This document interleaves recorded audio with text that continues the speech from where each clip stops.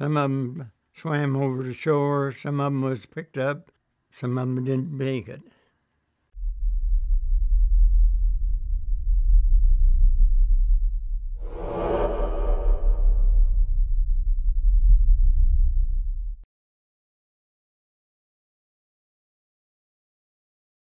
Before Pearl Harbor, I was a crane operator on the USS Arizona. We were either in Pearl Harbor or out at sea. They had bat dibs 1, 2, and 3, and when one was out, the other two was in. So obviously during the attack, you guys were in. Yeah. And the other two were out? We came in on Friday night, and the attack was on Sunday morning. We was on what they call Battleship Row. That's where just the battleships tied up, and the Nevada was one of them, and the California was one of them. I could go look at that map in there and tell you which ones it was, but no, that's I believe the Pennsylvania was one of them. Now, what was the first thing you remember about the morning of December 7th? I was ashore. I stayed overnight the night before. I was ashore, and there was horns honking and sirens going and everything, and then turned the radio on that said all Navy personnel get back to their ships. So I caught a cab. Caught a cab with other sailors? Oh yeah, 8 people in a cab. What was the first sign that something was wrong? Noise. I mean, everything was cars going all directions, and that. Ordinarily at that time of day there was nothing going on, much movement, but that morning there was plenty moving, and it was on all the loudspeakers, all the radios, everything had the fact that this is not a drill, this is a real thing. Well, I'll put it this way, it was all over within 3 hours, so somewhere in between. The first bomb, the first torpedoes, I think it was 8 o'clock, 8 something in the morning, and everything was afire and burning. When I got back to Pearl Harbor, the whole harbor was afire. The oil had leaked out and caught on fire and was burning. This question, what were your first instincts about where to go and what to do when you got back? We were told what to do. The loudspeaker says all Navy personnel return to your ship. And so when you got back to the harbor, how did you know where to go or what to do? They had what they called the landing pier, where you caught your boats to your ship. But at that time, though, they was get on anything. They'd take you to just catch a boat, and they'd tell them where you wanted to go, and they'd take you. So when you got to the harbor and got on that boat, did you go to the Arizona or? Yeah.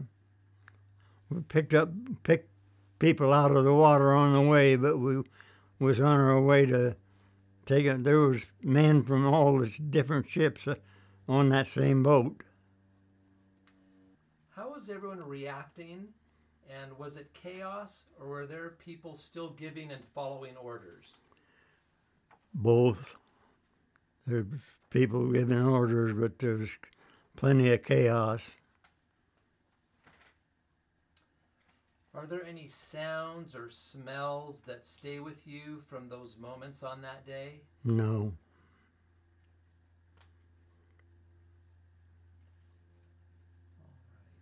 Sirens, for a long time,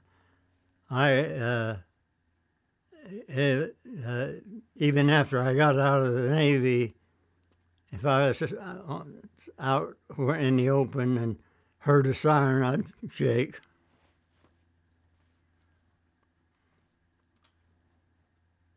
Did you try and help your fellow sailors who were in the water? Oh yes, we pulled a lot of them out of there. Swimming away from the ship? Just staying and keeping their head above the oil. And you had to be careful because it was burning. The whole place was burned. There was places that was open, but basically the whole. And the more the water spread the oil, the more the fire burnt. But they had ships fighting the fire, or tugs. Was it difficult to get close to the ship as you tried to rescue people? I don't recollect that. How many do you recall pulling out of the water, Mr. Potts? I don't recollect that neither. Because nobody would, you wouldn't pull no one person. There would be 2 or 3 people pulling one up out of the water. Do you remember filling the boat up and taking them and dropping them off and going out and getting more? No. As soon as I got back to the ship, I stayed on the ship. Okay. How badly injured were the men you rescued? Basically, most of them wasn't injured so bad. They were just covered with oil. Right. Now, when you got back to the ship, tell me about what condition was the Arizona in when you got there? Well, it was still the way it looked natural then. But it was, I don't know how long it was before the bomb that went down the stacks, supposedly, and hit our magazine and exploded all of our ammunition, and that just basically blew the ship in half, and more to the bow than the stern, but where the magazine was, and when that blew up, then that's when it started to sink. Where were you when that happened? On the fantail. What do you remember about that? Very little. A big explosion. Yeah. Any recollection about that at all, Mr. Potts? No. I heard it, but we didn't know when that exploded what it was until later on that our ammunition was what done the damage. And that could have been from a torpedo, or they claim it was the bomb went down the stack and into the. But you take a fighter plane or a bomber flying as fast and dropping it and go down that stack was a mighty good job. Tell me about the fantail. What? That's just the after the stern of the ship. It's just a Navy name but it's look it up in the dictionary. I don't know what to tell you. So I didn't realize this, but when that went and it blew, you were on the Arizona. On the ship. And you don't recall much more about that. No, but that's when they got on the loudspeaker and said abandon ship, and some of them jumped in the water, some of them swam and swam. See, if you look at that picture, it's not very far to shore from where the ship's tied up. Some of them swam over the shore, some of them was picked up, some of them didn't make it. Then you made your way to Ford Island, is that Yeah. right? Yeah, I was over there. Never mind. Is that still hard to talk about? No. What is Ford Island? Ford Island was where the, what am I trying to think of? PBYs, the big ships that flew between the United States and Hawaii passenger ships. They were PBYs, and they had 2-engine ones and 4-engine ones, and that's where that was their place. But and that's where all the homes was for the captains and things. It was of ships that had families over there, lived on Ford Island. What did you do there as the attack continued?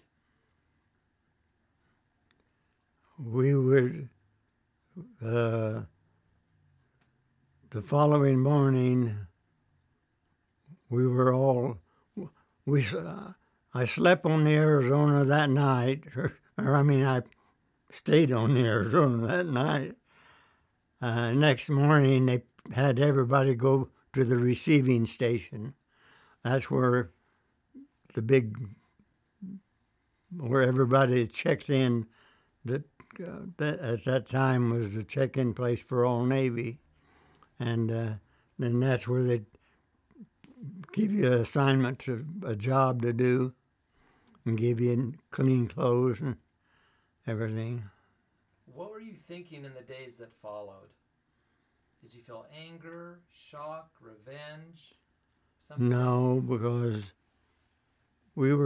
everybody was given jobs and you were so busy you didn't have time to think about anything else.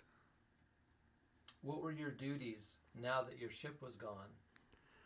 My first assignment was I joined a diving crew and diving going in on them ship, on mainly the Arizona, and taking the bodies off of it. Can you share any feelings about that, Ken, about that job assignment? Yeah, it was the worst job I ever had. How long were you assigned to do that? Not too long. They needed a boatsman. Excuse me. They needed a boatsman made on the yard order, the YO-21, which was the one that fueled the ships that was in port, and but they wouldn't, because they wouldn't let after the attack, they wouldn't let any ships come into Pearl Harbor. They tried to get some out, but they didn't. And we had to go out to sea, not very far, and fuel ships. And the last time we was over there, or at the, can't think of another.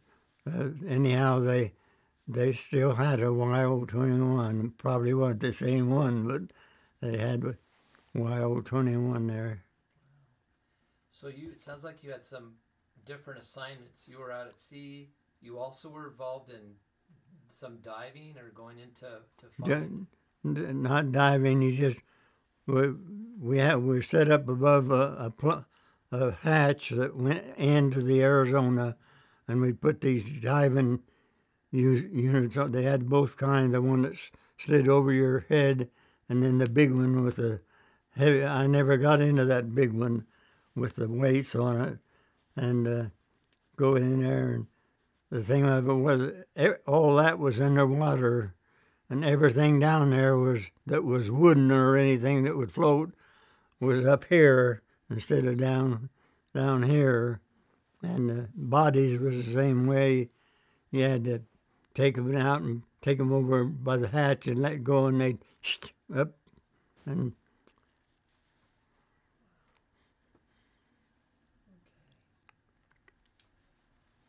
what were the orders from commanders once the fires were out?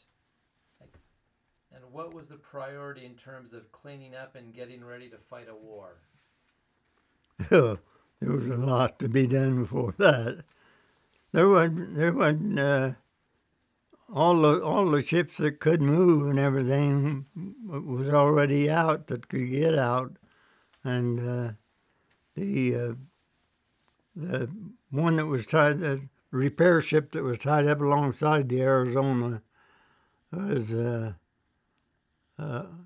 had got underway, and all the ones that I used to know all of them that got underway, but the California started out and got part way out, and they was afraid they'd torpedo it out more in the main stretch. See, there wasn't very much room going out to get out into the ocean, and they was afraid that they'd sink a ship right in the right spot, and then nothing could move. And the California didn't take a chance, and the captain turned and took it and rammed it into the Fort Island. And that's the first time I ever watched them raise a ship with air. How long did it take to get Pearl Harbor back on its feet? I'm sure it's someplace, but I don't know. They moved pretty fast. They got rid of the ships that couldn't move on their own and got them out of the way. And they were moving ships in and out of there pretty quick, but I wouldn't know how quick. You were stationed there throughout the war in the Pacific. What were your duties? Well, after we got all the diving done, and I went aboard the 21. Let's see, what did I do after that?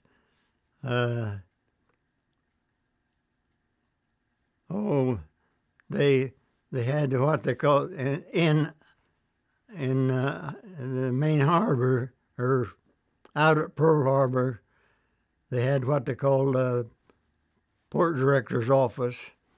That's where all ships leaving the United States never knew where they was going. The captains never knew where they were going. But when they got to Honolulu, or there, we delivered those orders out to the ship.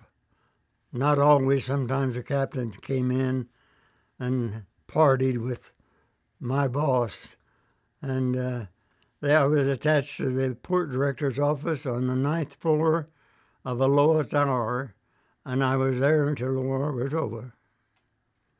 Good duty. In April of 1942, the Doolittle raid struck back at the heart of Japan. A couple of months later came a big victory at the Battle of Midway. How did you react when you heard news like that? Didn't bother much. There was islands being taken all the time, and fight war, people being killed on them, and but we had enough to do to take care of ourselves.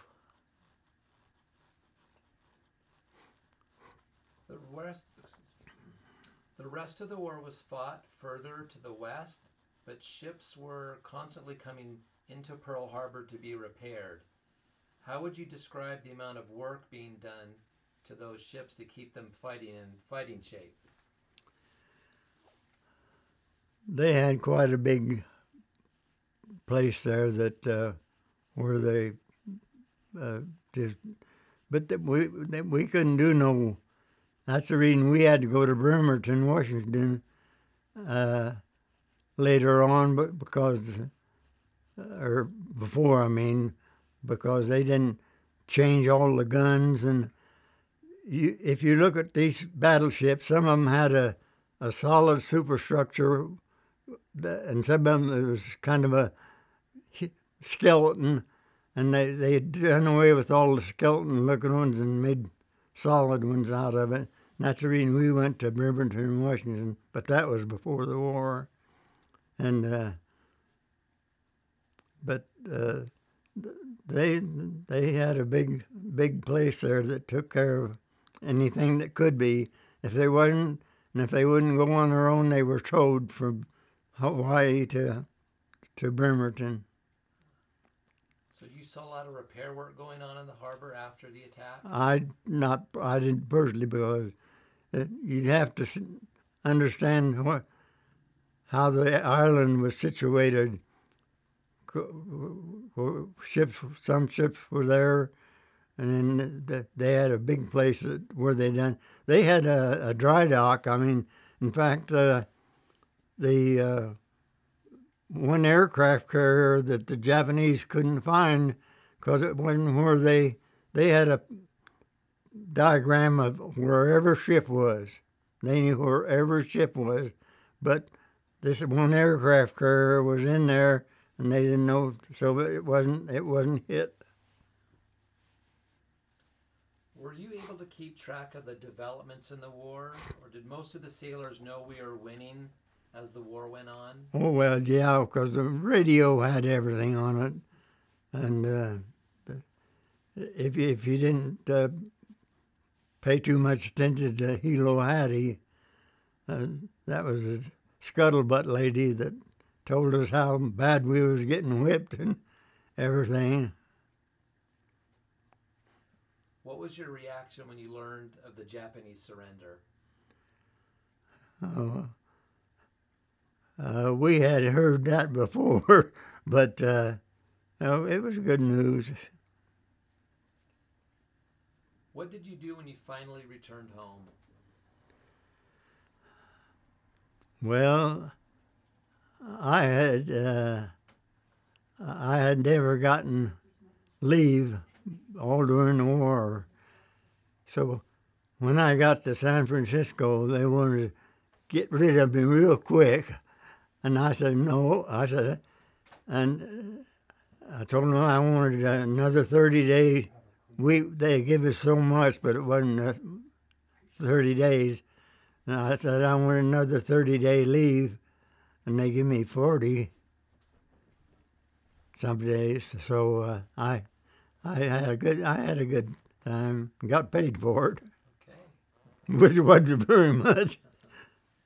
Mr. Potts, did you stay in touch with the other veterans from the Arizona right away, or did that come years later? Did I what? Keeping in touch with other veterans? Did No. that happen right away or years later? No, once I was attached to the support director's office, I was completely. There was wasn't any other Arizona survivor that was transferred there myself. What did it mean to you to have that connection with those other veterans who understand what you went through that day? No, we don't pay much attention to it. For you, I mean, if you go years back and you just get together with those other men, what was that like? I didn't. I was trying to think. I never seen another Arizona survivor till for a long, long time. Years after that. Oh yeah, yeah.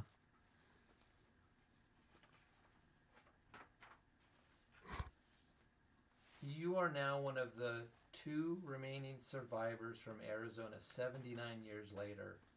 Do you feel a responsibility to make sure younger generations remember the Arizona? No. They waited. They didn't even teach anything about it in school till not too long ago. I mean, you talk to school kids that graduated many years later and ask them if they studied anything about the Arizona. And no, I don't. Well, you're doing a good job now. How important was it for you to see the Arizona Memorial built so that people have a location to visit to remember your fellow crewmen? I was glad of that. That's a God damn. It's a you get a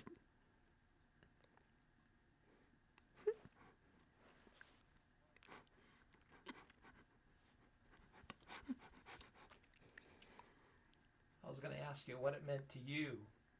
Guess it means a lot, doesn't it? yeah.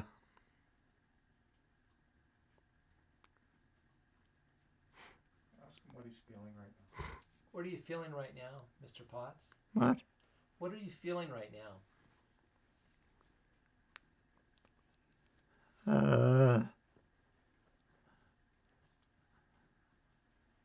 We used to when we used to come in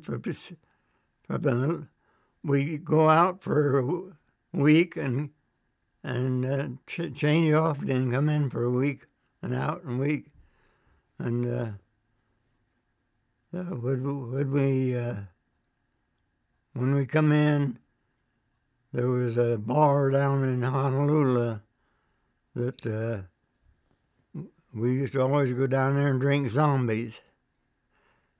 That's what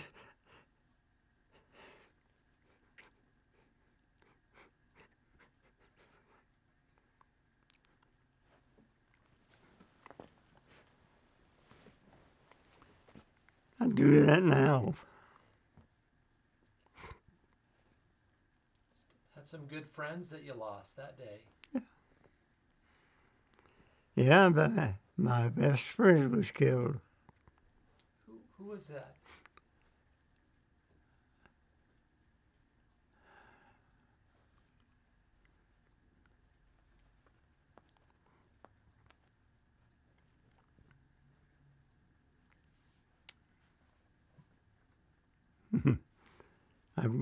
You lost some good friends that day, though. Yeah, but my best friend was he was from Tower, Minnesota, and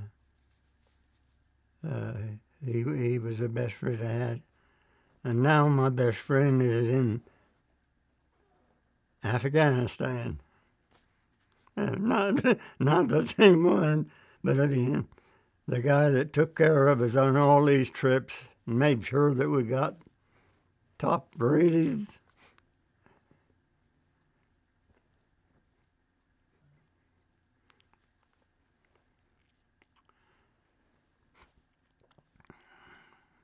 What are your feelings when you go back to Pearl Harbor?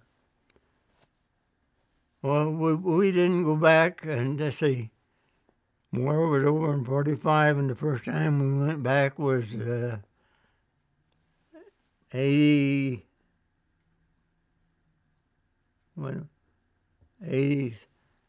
I just didn't want to go. But our son that was he did it in Salt Lake. He was a helicopter pilot in Vietnam, and he says, you're going. And so we did. That was in 86, wasn't it? Yeah, 86. So from 45 to 86, I never did go back. How'd you feel when you got there finally after all those years? Oh, what a change.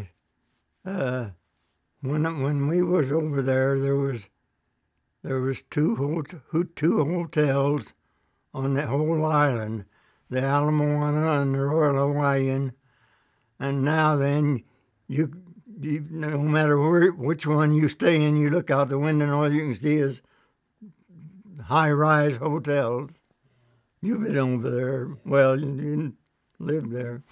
So despite those changes, when you went back to the harbor, did it bring back a lot of memories for you? Oh yeah, but everything was so damn changed that the only thing that looked the same was a Aloha Tower.